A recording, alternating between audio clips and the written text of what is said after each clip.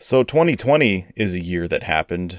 I guess I just wanted to take some time today to reflect on the year and talk a little bit about what has happened, both, with the pandemic and just in my personal life with gaming and all that stuff. So I'd like to talk about some games I've beaten and some stuff I plan to work on and some shout outs. So this video is unscripted. I have some things written down that I want to cover, but otherwise I'm just talking off the seat of my pants. So I'm going to screw words up.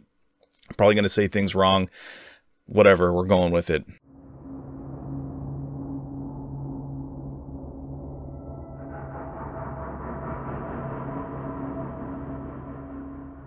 So this has been a really fucked up year for absolutely everybody, obviously because of the pandemic, and some people have had it a lot worse than other people. Obviously, the virus itself is bad, it's killing people, but there have been a lot of really negative things that have happened kind of secondary to the virus. Like there have been a lot of people who've lost their jobs, a lot of businesses have closed. Mental health is a big concern right now.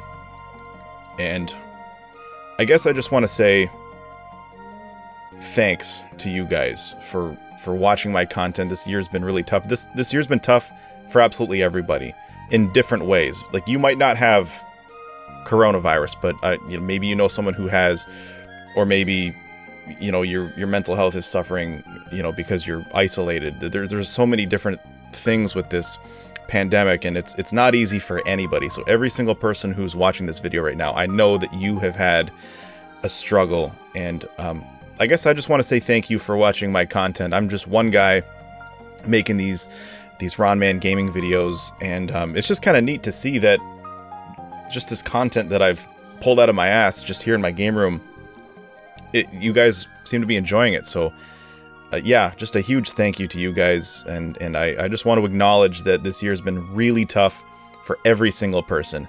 So thank you. The one neat thing with being a YouTuber is that you after a little while you start to grow a little bit. Now I'm still not a big channel at all, but I have grown, and I've come to kind of make some YouTube friends, so to speak. So I just want to give some shout outs to some guys that watch my channel and just give you my personal thanks. I'm going to start off with the NES Addict. Now, I've been watching his channel for quite a while, long before I became a YouTuber myself, and I just loved watching his content. He just seemed like a cool guy.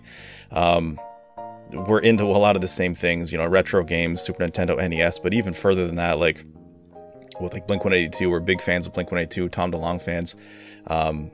So it was just really cool the day. I still remember when it happened. I was sitting on my ass right here playing a video game, and my phone went off, and I looked, and it was a notification for YouTube, which is always fun. I love getting those notifications, and it was the NES Addict subscribe to your channel. I was like, holy shit, like he subbed to me, like holy fuck. And he commented and stuff, and I was like, oh, I just couldn't believe it. I was so happy.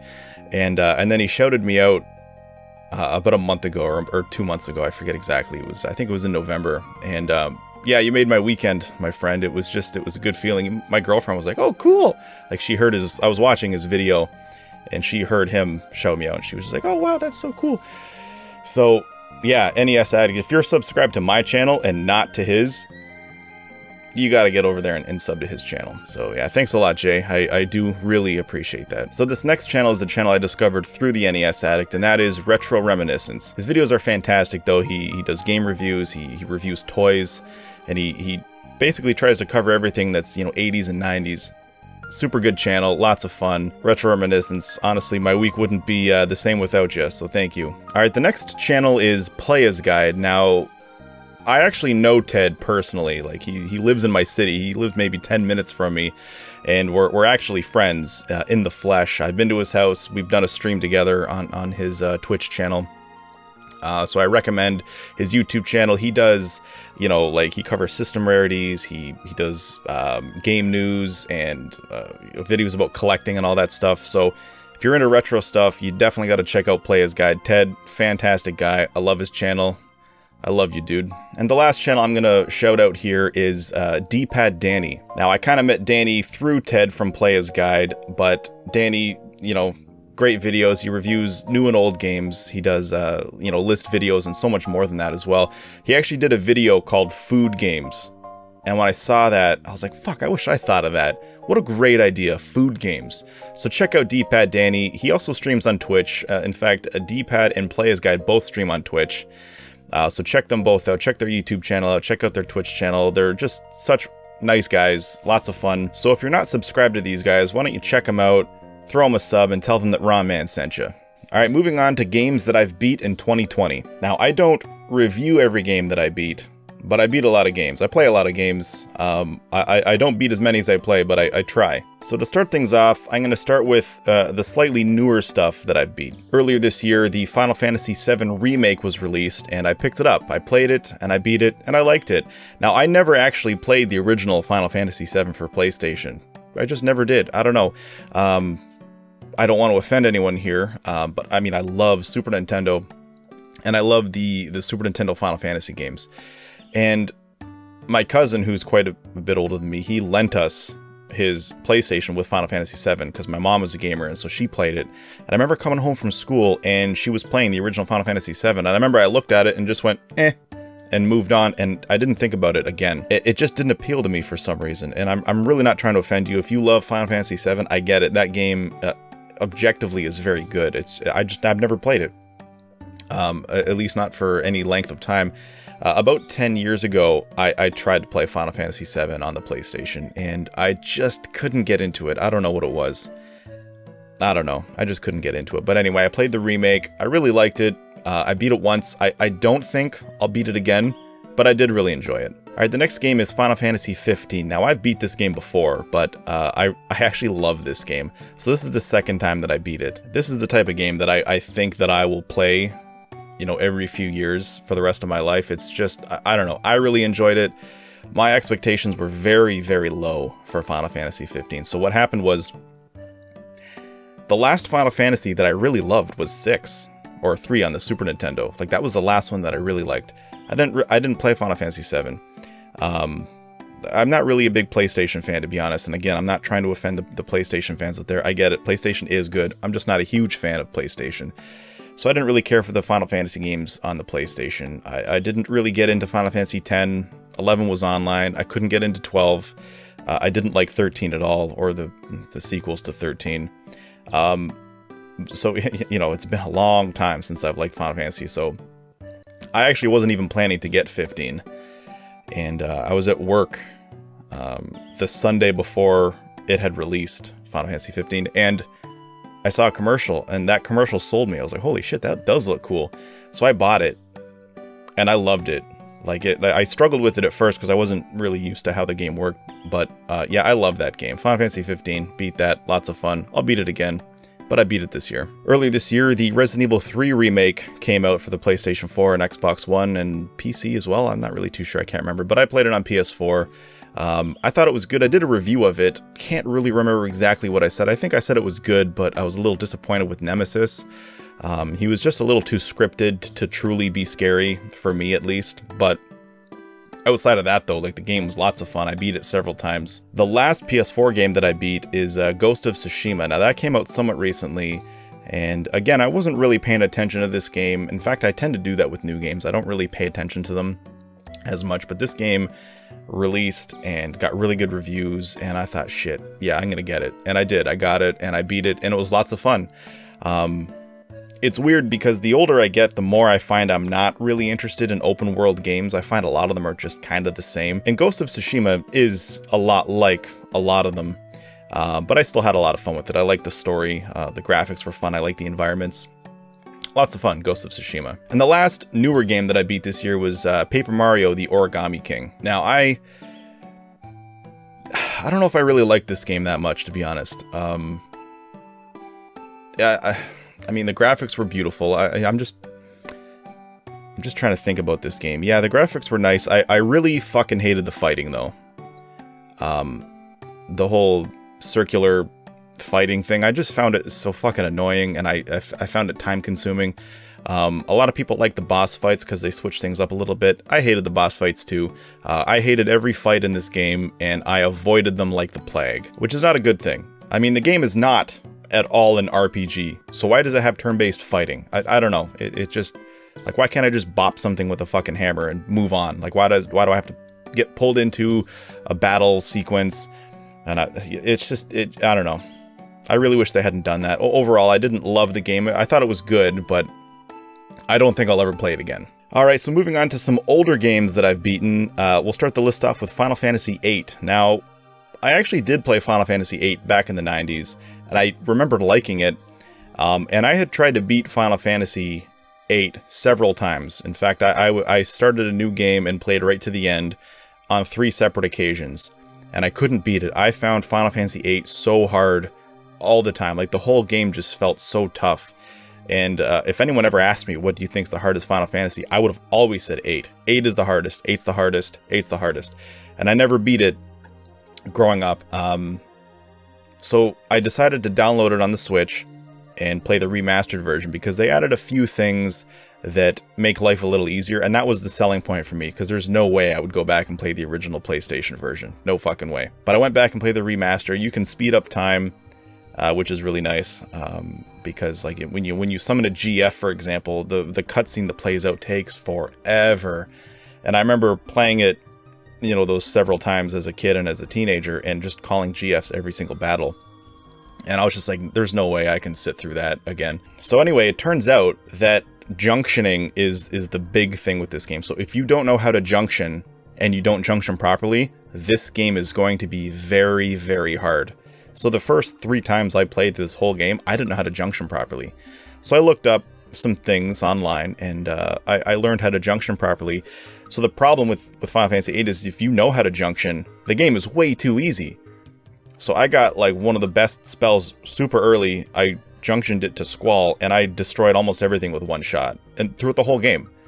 So yeah, I don't know. So I beat it. I finally beat it. I'm happy to say that I beat Final Fantasy VIII. Overall, not a huge fan. I don't think that it's a very good game.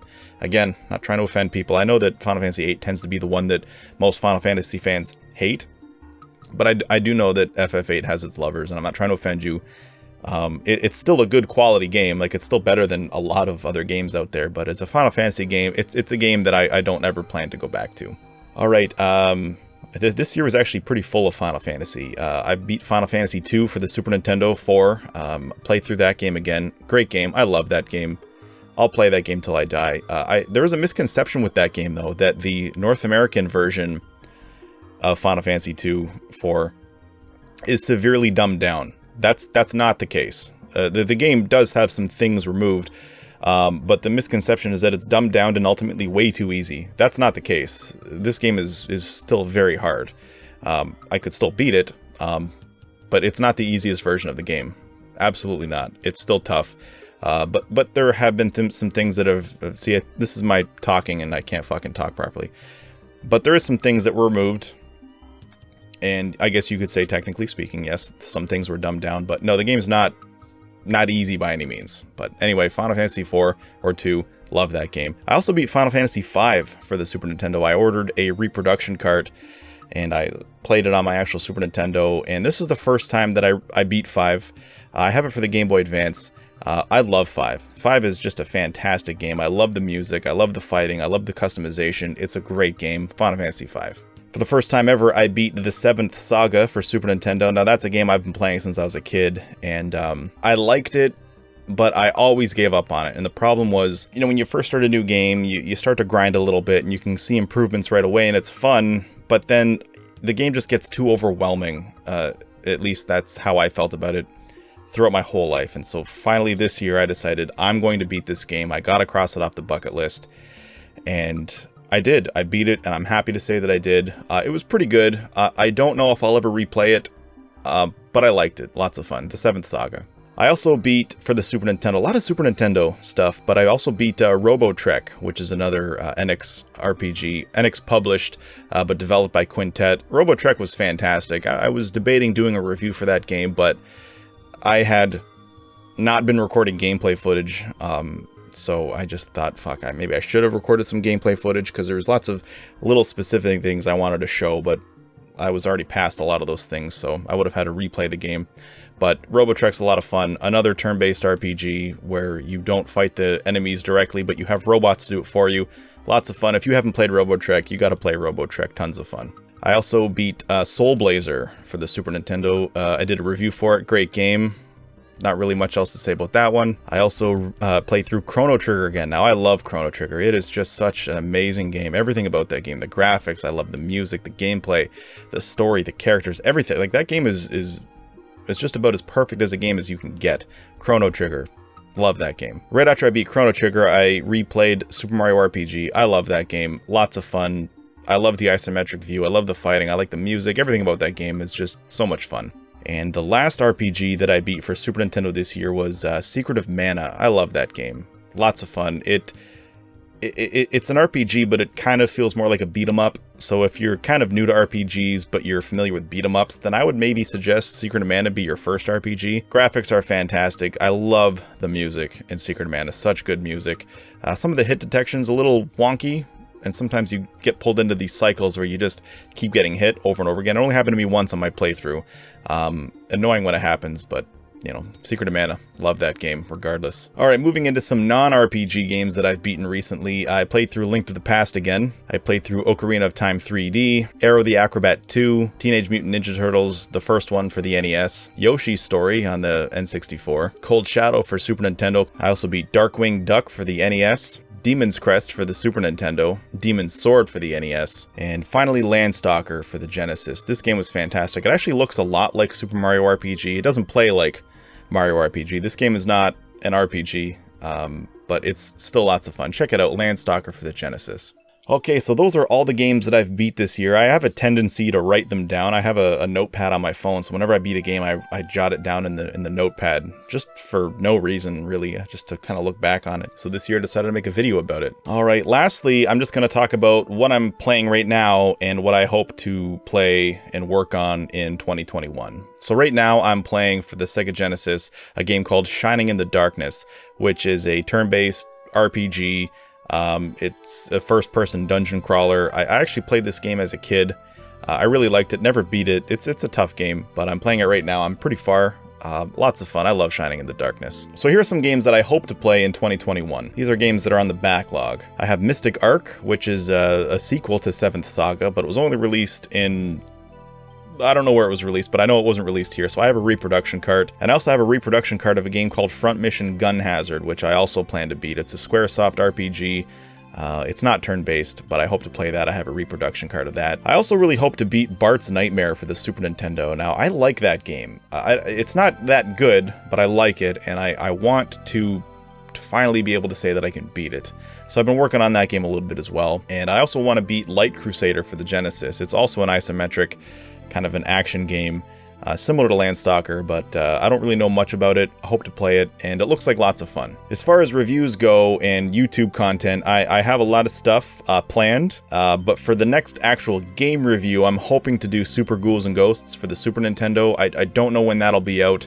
I might be doing other videos first. We'll have to see, but that'll, I think, be my next actual game review. So anyway, guys, that's it. That's 2020. That was my 2020. It was...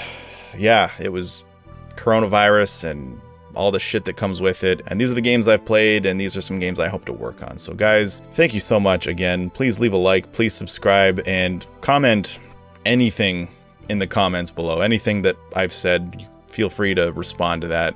Guys, thank you so much. Happy New Year, and we'll see you soon.